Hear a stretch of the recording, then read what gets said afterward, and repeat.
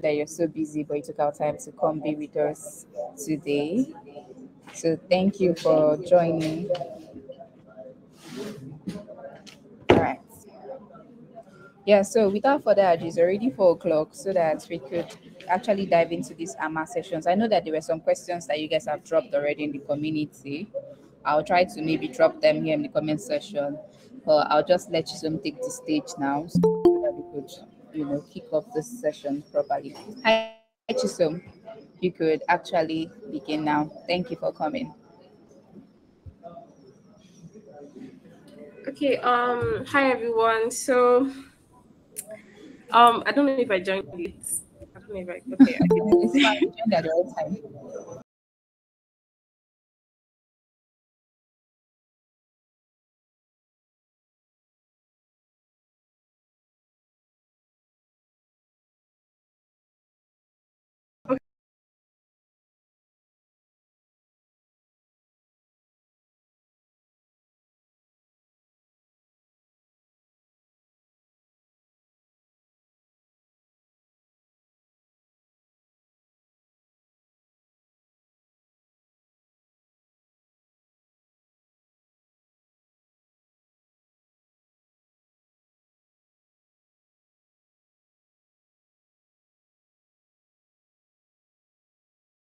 Sharing the little I know.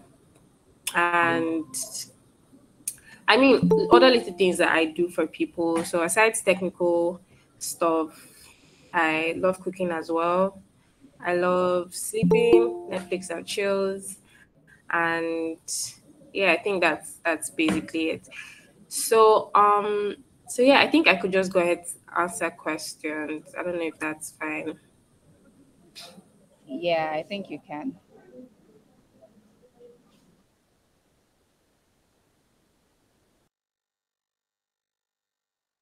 Okay, so it's an AMA session, right? So Chisom is supposed to take all our questions relating to, so you can, yeah, exactly.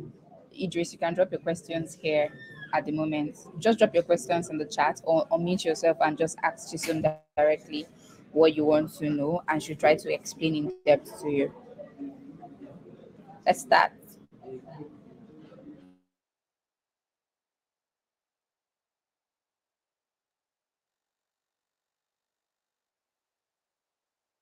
All right, Chisom, there's one question here. Someone wants to know how you got your job at Microsoft. Okay, can you tell us about the journey?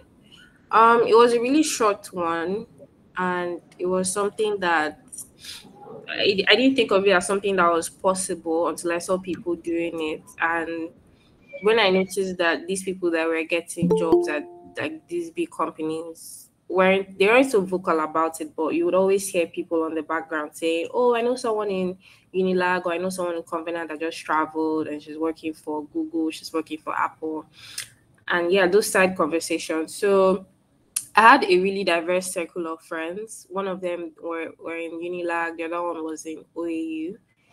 So it was like an opportunity bank for me because I didn't really know those things were possible. So they'll always tell me stories and all. And I'm like, okay, so this is actually possible. So I started working towards that. I started building projects. I was always advised before you apply for any job at all, have something to show people that want to employ you. So I started building projects, and I noticed that it's not really about building the projects, right? The interview side of it is very, very heavy. It's very technical heavy.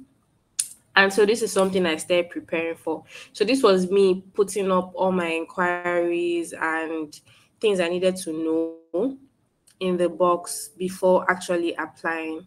And so the first company I actually applied to was Bloomberg, Palantir, Google, a couple of other companies. And I just noticed that these companies have a particular pattern to interviewing, to knowing what they want. And so for those few months, I started shaping myself to that person. I started preparing for interviews. I started doing mock interviews. I had projects. Yeah, I had like an Android app on Play Store. I also had class projects that I could talk about. So that was already in the bag, right? So I needed to start preparing for like my technical interviews, data structures and algorithms. And it was hard though. I'm not even going to lie. It was hard when I started, but along the line, I got used to it. It was really a tough journey, but yeah, I got used to it. It was possible. I practiced with my friends. And so I had my technical skills in the box. I had my projects. I had a very nice resume.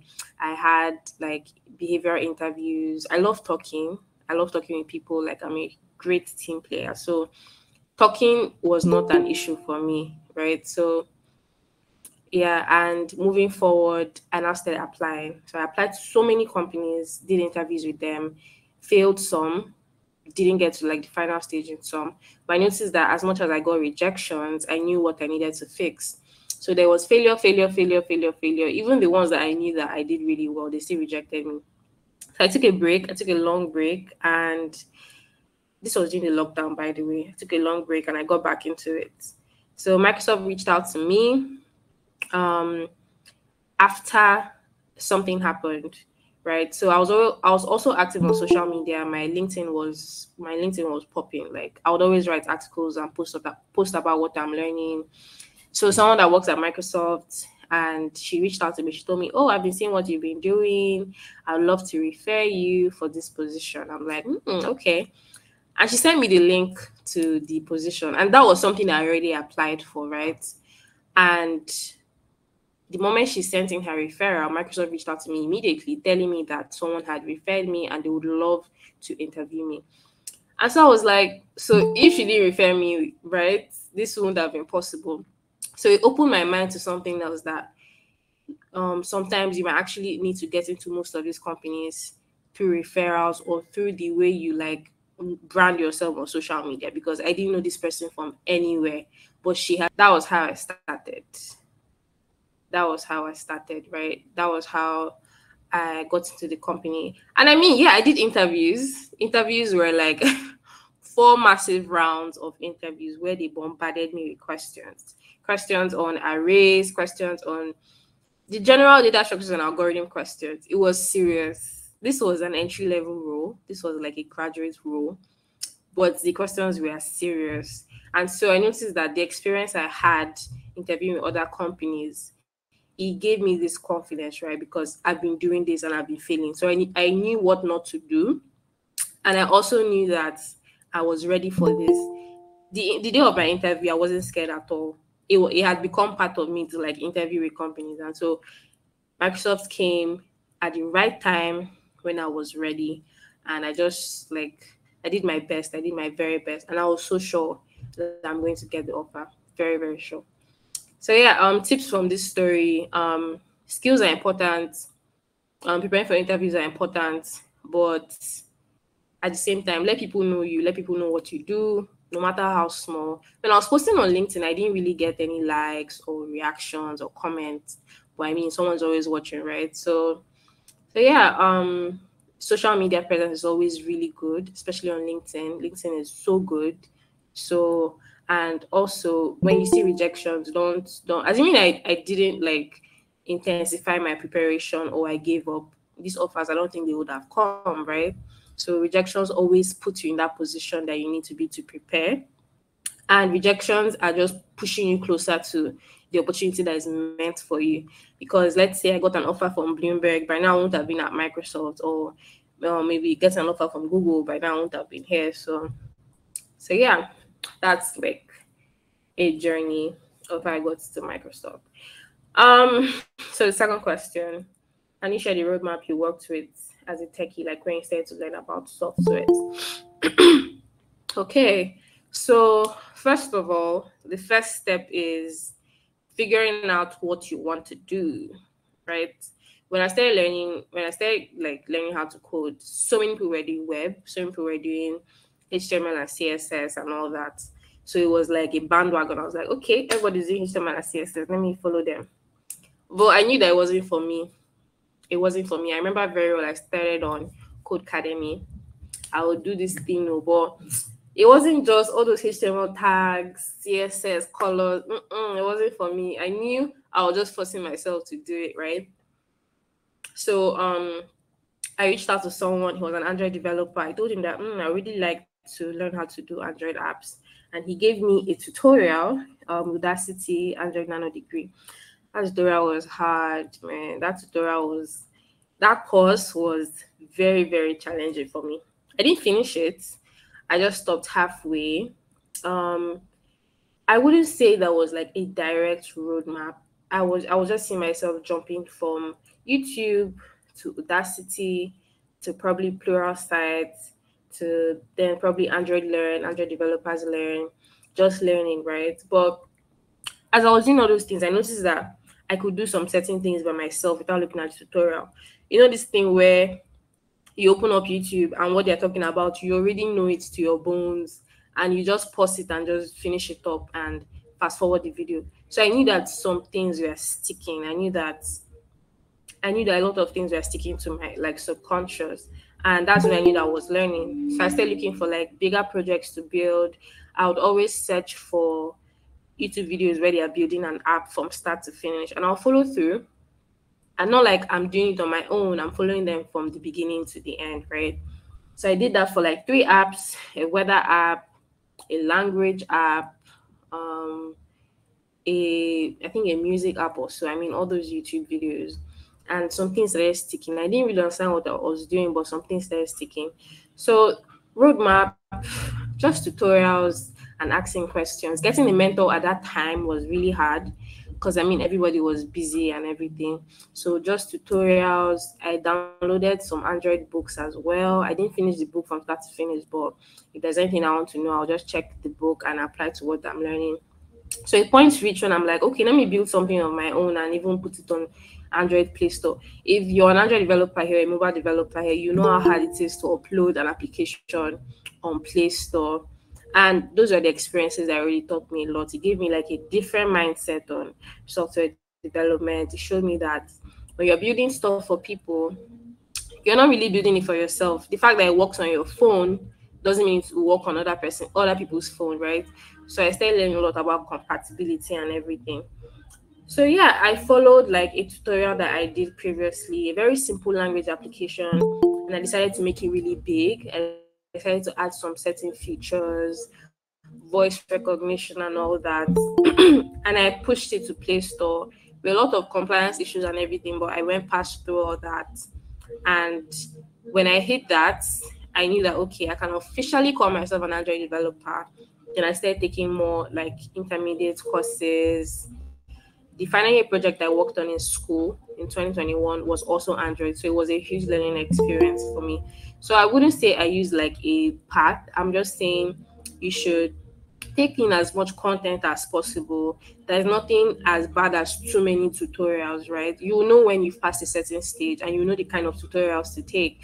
So keep taking those tutorials and keep implementing it by yourself. If you implement it with the tutorial like once, twice, three times, try to do it on your own, make mistakes. If you have like debugging issues and you fix it, it means that you've learned from that process and you are you're good to go. Right, you're good to go moving forward. So learning, implementing, asking questions to people that can answer you, and just keep going. It won't remain like that forever, except you want it to. So the more consistent you are with it, the more like you're more closer to getting an intern role or a junior role with those skills. So yeah, I think that's about it. What made you stand out for these companies? Um, what made me stand out for these companies? I can't really pinpoint it. I can't really pinpoint it, but I would say it's my resume. I think my resume is the first thing that will get me through the door, right? Because even if they referred me and my resume was bad, they would have rejected me even before an interview. So it's not really about the referral. Can your stuff or the stuff that you have inside you make that referral gold for you, right? So even if she referred me and my resume was bad, my interviews were bad, I wouldn't have gotten employed, definitely. But I would say number one is my resume was an entry level role. I was very sincere about everything I wrote on my resume, and I did a lot of things in school. I did a lot of like community stuff in school. I managed some little projects in my class. I did computer science. So I wrote about all those things and the exams that I took as well, certification exams, those little ones, I added them as well. So it was fully packed for someone with, I mean, no experience at all. So it was fully packed. Secondly would be my enthusiasm going through interviews. I I know I'm a very confident person, and if you hear me speak, even if I know what I'm talking about, I don't know what I'm talking about, I will definitely sound enthusiastic and confident. And that's what each of my interviewers pointed out when I was done interviewing with them. They told me they like the way I sound. I would definitely make a good team player, and I'm really collaborative, right? My technical skills as well also stood out. As much as I was coding, I didn't really make it look like, oh, this is a serious interview and nobody's going to smile, nobody's going to laugh. I made it so fun. And I was open to taking feedback from my interviewers, and they saw that as a strength, not really as a weakness. Some people would say, oh, if I tell this guy now I don't know what I'm doing, or if I tell this lady I'm not sure of this thing I'm doing, she might feel I'm weak, so I'm not going to tell her. I was very open in my interviews. Sometimes where I didn't really know what to do or what to say, I would voice it out and they would help me and I'll pick it up from there. And they went really good. I mean, it happened in my Microsoft interview and they still employ me, right? So those are the things I think made me stand out. Technical skills, your attitude during interviews, putting yourself out there, and your resume. Um, can you also share some of your few tips on acing interviews and how to profile oneself on their CV that can make one employer? Okay. Few tips on acing interviews. Prepare. I'll overemphasize prepare. Don't wing it. Don't say I've learned array, I've learned linked list, I've learned stacks and queues. Any other one they ask me aside those ones is their business. Prepare as much as you can. Nobody's rushing you at the end of the day. If you get a job at Google or Apple, for instance, you trust me, you're not going to remember anything that you went through, any bad experience that you went through. So take your time and prepare. That was one of the mistakes I made when I just started learning these things. I was rushing, taking in arrays, taking in linked lists. I was just packing all of them in my head. And I noticed that none of them were sticking, right? I noticed that it did not work. When I actually calmed down to learn what I needed to learn, things started making sense. Things started being very, like I started understanding these concepts. So prepare as much as you can and don't go unprepared. I'm not saying you should learn everything from start to finish, but at least have an idea of what you're learning or have an idea of the things that you weren't able to learn before your interviews. Secondly is have a theoretical knowledge of these data structures and algorithms. So let's say you're working on an array now. Before you start working on an array, try to explain to your interviewer what an array is or what a linked list is and pros and cons. The person knows that, oh, this person doesn't just know how to code, but how to he or she knows these concepts better. Like you can explain it to like a 5-year-old and they would understand. So those are one of the things I did as well. Thirdly is don't be too laid back, right? If you're solving a question, don't be so dull, right? You're going to bore your interview out and it's definitely going to give you a very bad record. So be very audible, be very sincere, don't cheat. I know a couple of people that go on technical interviews and cheat. That's a very bad thing to do because it's going to blacklist you in the company you're applying for. And just be very free. And you can only do these things if you prepared for the interview. If you're not prepared for the interview, you're definitely going to be fidgeting. So take it one at a time. That's for the technical interview part. There's also a behavioral interview where you get to talk about, tell me about yourself, tell me a situation where you didn't know what to do, either at work or in school, and how you handled it. Those very relatable questions. And I'll always recommend using the STAR technique. Talk about the situation first, the tasks, what you did, and the result. Don't go and start telling the interviewer how you went to the market. Those things aren't important. Just go straight to the point and don't start babbling, right? So this star technique gives you like a structure to follow from the very beginning to the very end. I think I addressed most of this stuff in my book in detail, so I'm just running past that. So yeah, that's about it for 18 interviews. Your enthusiasm, confidence, prepare very well and practice. Yeah, practice. Also do mock interviews before your interview day. If you have a technical friend that you can call and you guys can just do like a mock interview together and just share ideas, the person will definitely give you feedback on what to do or what you did not do well, right? So yeah, mock interviews also help. How to profile oneself well on their CV that can make them employable. Number one, don't lie. You don't want to lie on your CV, trust me. Because when you're doing your interviews, most of the questions that would come will be from your CV. And it won't be direct. It will just be like, you won't expect it like, oh, I saw something on your CV. I see that you're a Python. No, they're going to ask you those Python questions directly. So they're going to come at you really quick. So if you're someone that doesn't know Python to that extent, trust me, you're not going to answer the question. And it shows that you lied on your CV. So don't lie on your CV. Any role that you're applying for, try to check the skills needed for that role and make sure it reflects on your CV. And make sure you know these skills as well before adding it to your CV. So if you're applying for a front end role, and you're seeing HTML, CSS, and HTML and CSS is not in your CV, best believe that your CV won't even get past the screening process, right?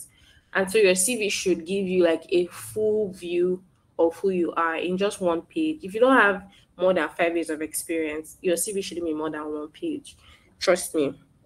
So make sure your experiences are quantified as well in things that you did and how it improved the company. People want to see numbers. Make sure the skills the company is looking for is there. Make sure you have other things that can make you stand out, maybe awards that are technically related or certificates. Some people used to write things that are not related to tech in their CV. That's wrong. It just consumes space. Or writing about you being a fellowship lead or a front desk manager in a restaurant. No, it doesn't make sense. So write only technically related roles and pick out other things that can make you stand out, like awards, certifications, exams, and other stuff. Your CGPA as well can also help you. If you have a really high CGPA, those little things, and it shouldn't be more than one page. Oh my god. Please, do we have like a limit to questions? Because I just started scrolling down now. Yes, we have a limit, please. We do have a limit because this community they came prepared for you. Hey! You should Oh my just buy your god. book. So we'll Okay. probably just take as much as you can. Then we'll end. Okay. I hope I'm not rushing. I hope I'm not rushing. I think you're doing great. Oh, okay. Okay. Yeah. You guys just, I feel like all the people that are in my DM on Twitter are here. You guys are saying yes. Do not answer my DM. Let me post the question her for. Let me post the question here for her. Okay. How? Okay. If you're sure you get a referral, how can you prepare yourself for success? Well, don't disappoint the person that referred you. Just, just don't fall the person's hands. Technically, if you're sure you get a referral, make sure everything you're doing is on point. I would always say if you see someone that is on the same level with you and you've always admired the person, try to make yourself like that person. There's nothing that differentiates you and that person together. The person doesn't have two heads. If you notice, like in a classroom, there's always that one person or two people that always stand out. Try to be like them. Whatever they're doing, try to follow it, try to ask questions. So if you see someone that's always applying for jobs and always getting interview calls, ask the person what the person is doing, right? So in everything you're doing, especially in job applications, try to stand out. Look at your resume and be like, okay, if they put my resume with someone else's resume, what would they not see on my resume that would flag mine out, right? Don't do mediocre things. I mean, it's even worse now that the job market is very saturated with very experienced people. So you cannot just be putting resume name, I am this, as experience this, HTML, CSS, JavaScript, finish. Your resume is empty. Even if I've seen a couple of resumes and I'm like, is this what you submitted? And you're asking yourself why you didn't get any callback. So share your resume to people, ask people to help you review your resume, and let them give you feedback and look for how you improve on it. If you feel that your resume is empty, then it means you need to learn more. I did not have any experience, so it's not even experience that is going to make your resume really, really fat or really content filled, right? It means that you need to learn more. If you don't have experience, invest your time, invest your energy, invest your effort into building projects, right? Build as much projects as you can. If you have two solid projects that are hosted on the web or hosted on Play Store or anywhere someone can see it, you don't have any issue. You can explain everything you need to do about that project on your resume, and you will know that you will notice that you won't even see any form of space on your resume, right? So don't use the excuse of, oh, I don't have experience, meaning I cannot get the job. No, you're actually the one holding yourself back from building. So yeah, that's how you can prepare yourself for success. Have a content filled resume, follow all the resume guidelines. You can Google, or you can get a copy of my book if you need a more structured way of viewing things and all that. How many months have you been applying before taking a break during your COVID period? Mm, I think I was applying for 3 months. Then I took like a 3 weeks break because nothing was working out. But the good thing was that my friends were still applying. So we were on this group chat together and I'll always see them applying. I'm like, since they rejected me, I can't be jobless. I need to get back to work. And so after 3 weeks, I took a break and I went back to it. I went back to applying. So yeah. With present layoffs by most big tech, is it still possible to get into FAANG? Yes, it's still very, very possible. Very, very possible. What they're actually doing is they're not like cutting out team size. What they're doing is they're reducing, they are making some roles redundant, right? So if you notice when Microsoft and other companies did their layoffs, you see people that have like director of creativity, director of this, director of that. So they're not actually they're not actually reducing their workforce by people. They're actually making some roles redundant. They are taking away some roles, maybe roles that have been there that are not really adding value, right? So there's still a possibility to get into FANG. I think by next year things will normalize and everything. But you know that it's not going to be as easy as it has always been, right? They're going to employ people that they need. They're not going to employ people that they will lay off later. So companies are investing a lot in AI technology. Companies are investing in big data. Companies are utilizing so many nice skills, right? So as much as you're a web developer, you're a mobile developer, try to infuse those trending skills into your tool belt so that when they start hiring, they know why they should pick you rather than someone else, right? I won't say it's going to be easy, but don't learn mediocre things. Don't build a weather app or a to-do list and say, okay, I'm going to look for a job in FAANG. You just have to stand out as much as you can. Um, did you have a computer science degree? Yes, I did.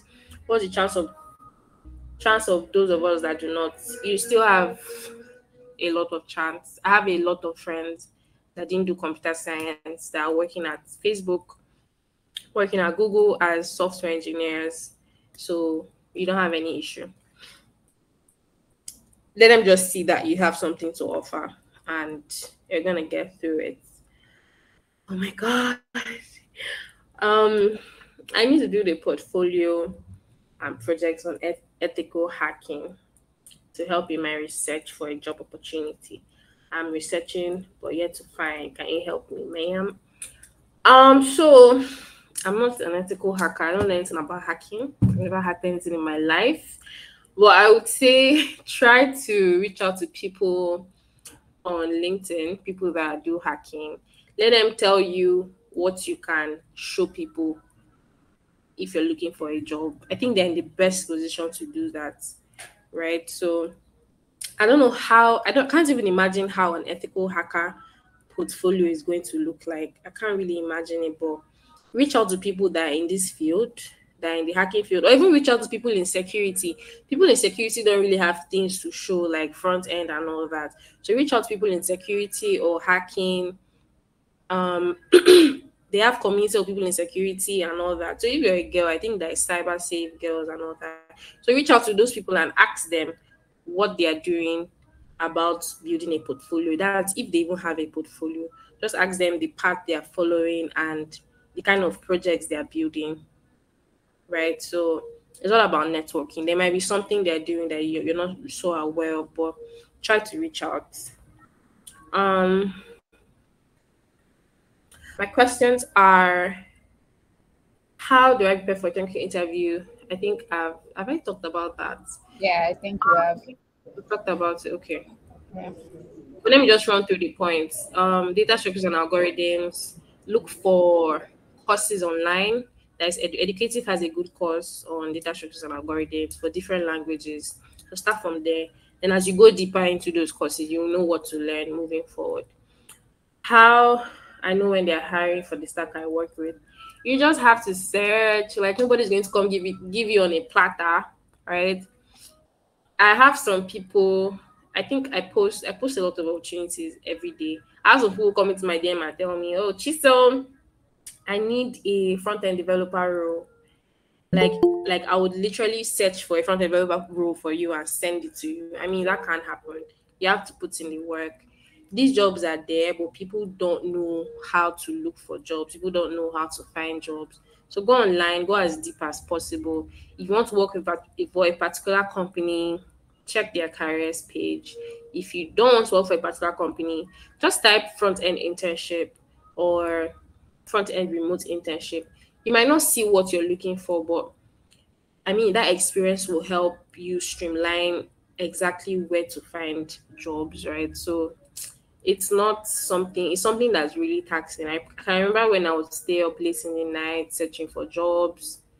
I might even take the whole night, right? And I can only get like two, three jobs that are really authentic. So it's a lot of work, but you have to put in the work if you really want the job.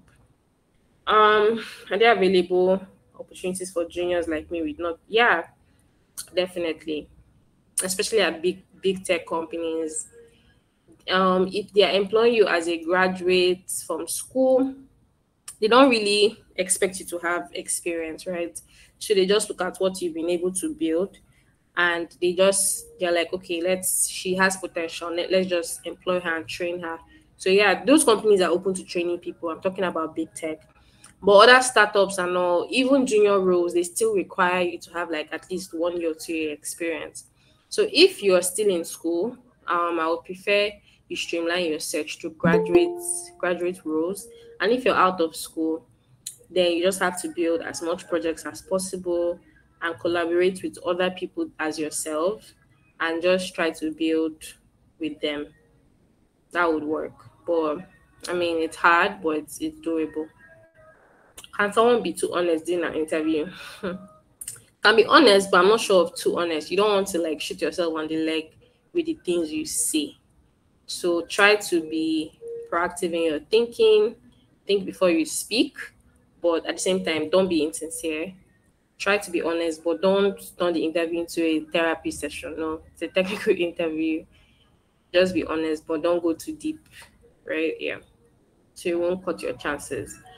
Do you have a recommendation for how a resume should look like? I used to hear somewhere that good resume should not exceed 1 page, which is true. But most times when I build my resumes, I end up writing like 3 pages. What are you writing? So your resume is not meant to be more than 1 page. If you don't have more than 5 years of experience, everything is meant to enter one page. Why I say this is because if your resume actually goes through the ATS scanner, that applicant tracking system where they scan for like keywords in your resume. If it goes through that phase, when a recruiter is checking your resume, she's doing it with so much speed. I think there's a place I wrote in my book where the recruiter just takes about 7 seconds to look at somebody's resume. So if they are looking at your resume for 7 seconds and they're not seeing what they need to see on the first page, best believe that they're going to skip your resume. So if I have 1,001 applications to look at in a day and yours is like 3 pages, I'm not interested, right? So I'm not saying that you should leave out some info. Try to fix the most important information. That's why it needs to be one page, because you're only putting the most important stuff in that one page, right? So it shouldn't be more than a page. It shouldn't be more than a page. Try to streamline it to just one page. And that way you pick only the things that are most important. And experiences as well. If you have like short internships, short job offers, opportunities and all that, pick the most important three or two. But the ones that have like more the ones that are more content filled, yeah. How does one prepare for an interview? I think I've mentioned this. Is there any specific templates recruiters use? Like, I mean, for instance, when you want to write SSE pass question, because that will give you an insight on what to expect in the exam. So yeah, how is it for jobs? You can check Lead Code. Lead Code has a particular place where you can explore for companies. Let's say I want to interview for Microsoft now.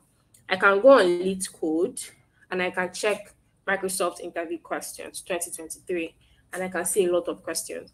I'm talking about a lot of questions, like 100 and 150 questions, 200 questions, right? So it gives you like an idea of what you can expect, although it varies for region, location, and experience. But try to practice as much as you can. Then, for other companies that don't really have a name in quotes, if you can prepare for those questions on Lead Code, if you can solve at least 50 questions on Lead Code, I don't think there are any questions that a company.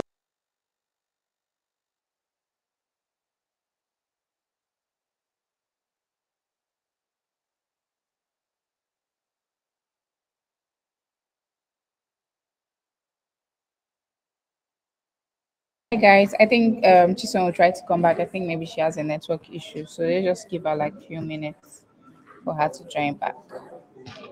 How has the session been so far? There's so much question, there's so much engagement on the timeline. Hope you're getting all that she's saying and you're going to apply it to work. Okay, Chisom is back, so I'll just let her Sorry, I go. think your network cut me off. Oh my god, I've lost the questions. Um, can you like post the remaining questions I had to answer on the chat? Okay. Oh, yeah, that's true. Yeah. So, like I was saying, for other smaller companies that you might not really know what to expect, if you can answer like 50 to 60 questions on lead code, maybe 50 easy questions, 50 easy questions, that's 100 questions, right? And I mean, you're ready for anything. Definitely, you're ready for anything.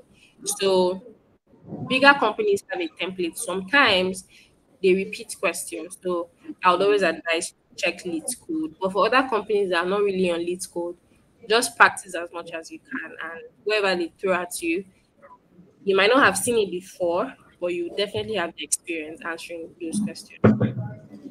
How do we get Your your book is. let me I post think I got the it. Yeah.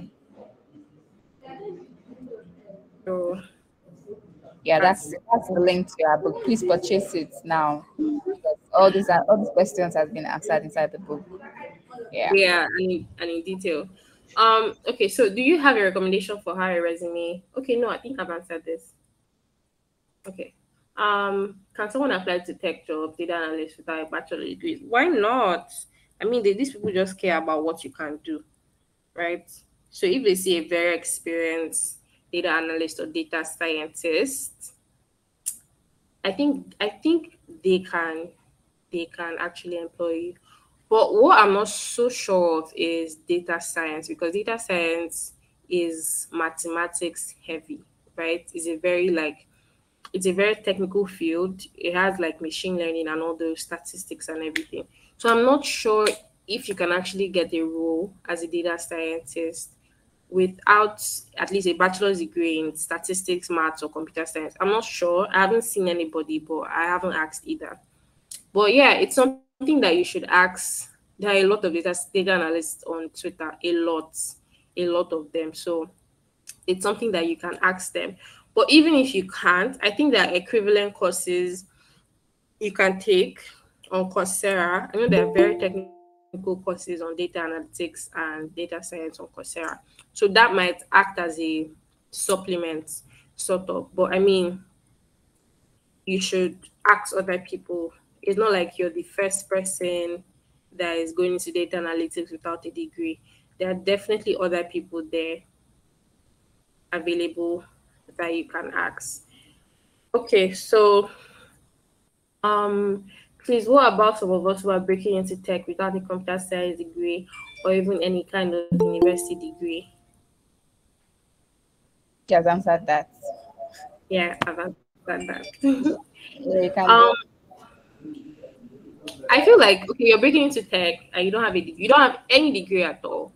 Just invest in learning your skills. See, the beautiful thing about tech is I think at a certain point people would stop asking for university degrees because tech is something that you can just go on Google and search for resources, learn something. I know people that have started building their careers online without any mentorship or anything, right? So if I'm hiring you and you're good at what you do, I don't mind if you don't have a degree or not. I'm speaking from like my perspective here. So make yourself so good that nobody even asks for your degree. There are a lot of people that are working in really nice companies. They are doing systems engineering.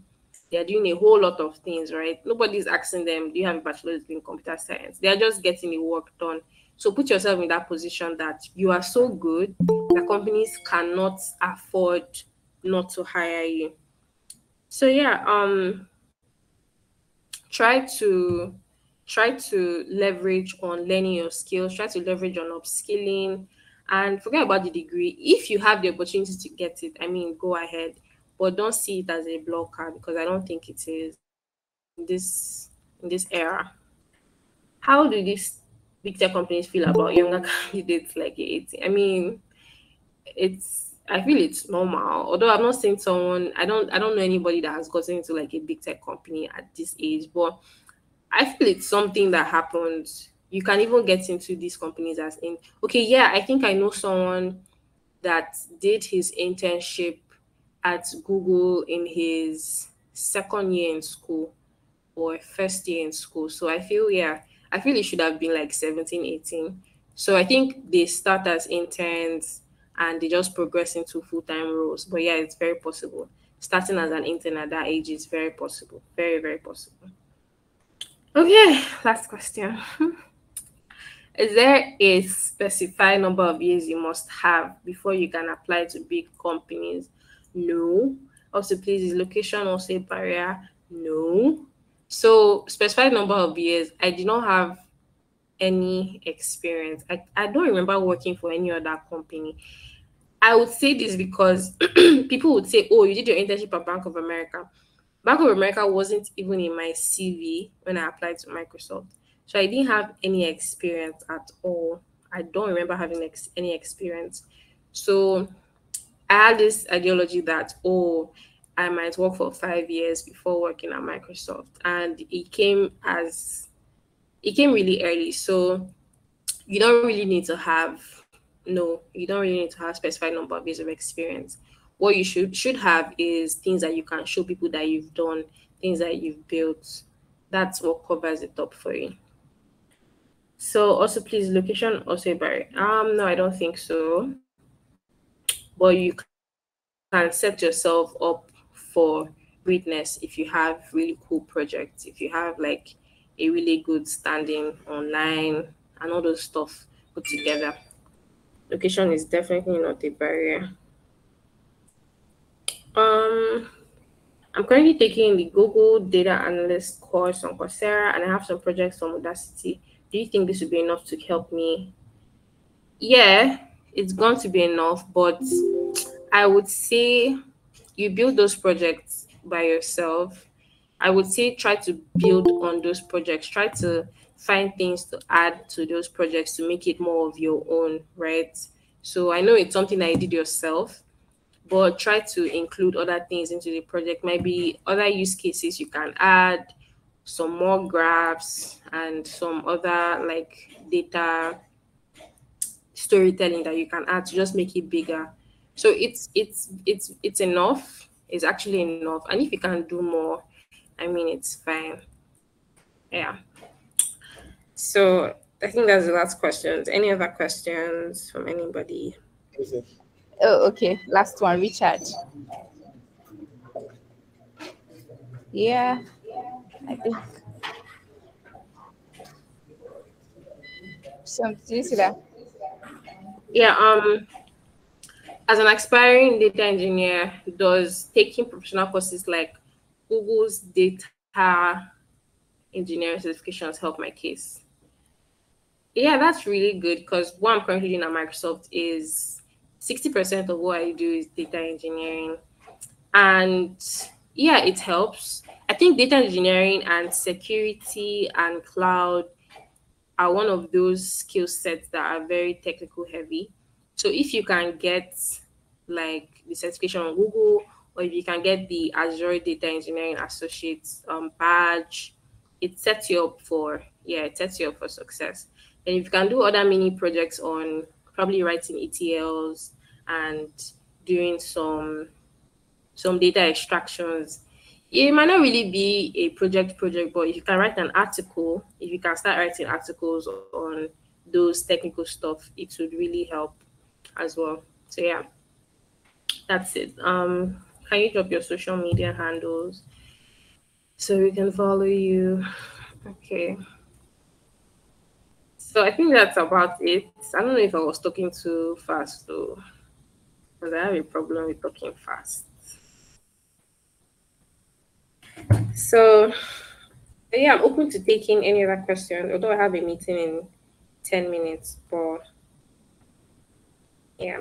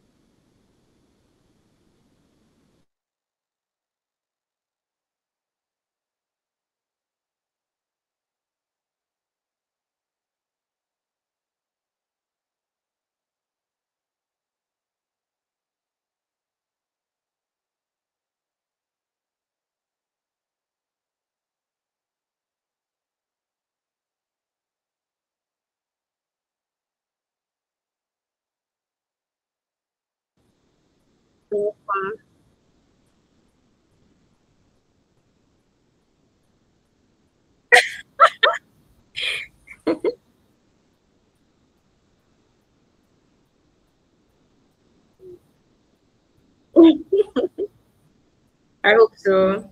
I hope so. That's really nice.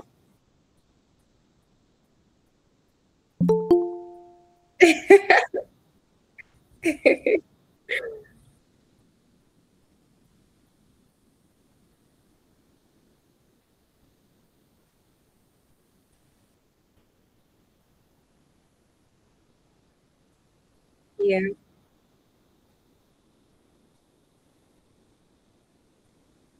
Yeah, I'm expecting it.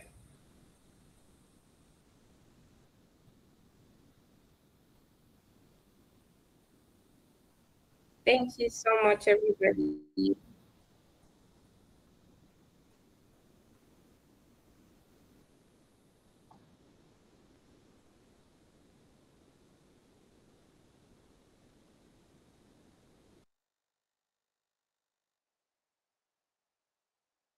Sorry, that's what happens when everybody joins the session in the office.